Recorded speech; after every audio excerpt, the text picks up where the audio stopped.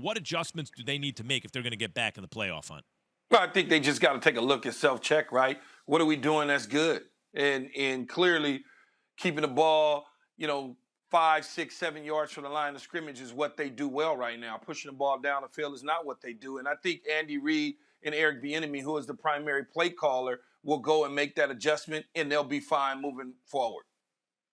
What about from a personnel standpoint? Should the Chiefs – look, the trade deadline is 8 hours and 14 minutes and 30 seconds from right now. Should the Chiefs consider Odell Beckham Jr. today in a trade? I think, I think it's more about what they're doing on the field than the actual personnel. OBJ is a sexy name. There's no question about it. He can certainly help a lot of football teams because he has a lot of talent that is being wasted right now in Cleveland for whatever weird reasons that is. You got to think about the economic side of it. But there's also a guy in Miami, in Devontae Parker, the Miami Dolphins. Maybe look at them. They're 1-8.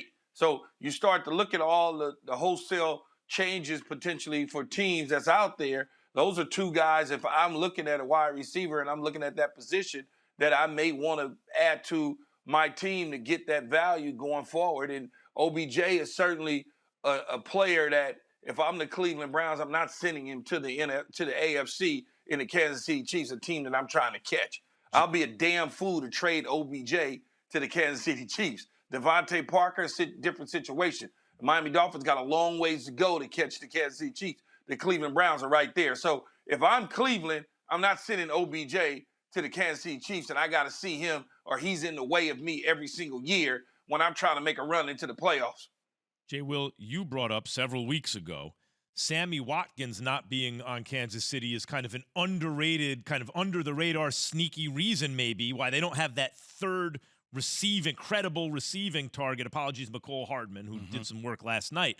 Wait, well. What about OBJ to the Chiefs from your point of view? I mean, I hear exactly what Key's point is, trading them in the conference. I just – something about seeing OBJ with Travis Kelce, with Tyreek Hill, and how they play, having the optionality. Like Patrick Mahomes, and look, I'm in complete agreement with it, right? And when you watch the Giants playing 15-plus yards off the ball, right, you can't beat them over the top. And those underneath routes, it just felt like Patrick Mahomes wasn't just disciplined, right? Like there is that Houdini about him where he wants to go for the significant play, but just staying disciplined. I feel like having a third option that can draw attention like OBJ just continues to open up the playbooks. But there is a discipline level to this Key for Patrick Mahomes in order to find that again, because it does feel like watching him, he presses a ton. And just last night you saw it, pressing and pressing and pressing instead of just taking what was right there.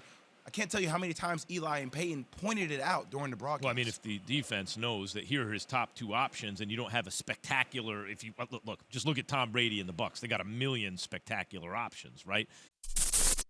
Thanks for watching ESPN on YouTube. For live streaming sports and premium content, subscribe to ESPN+.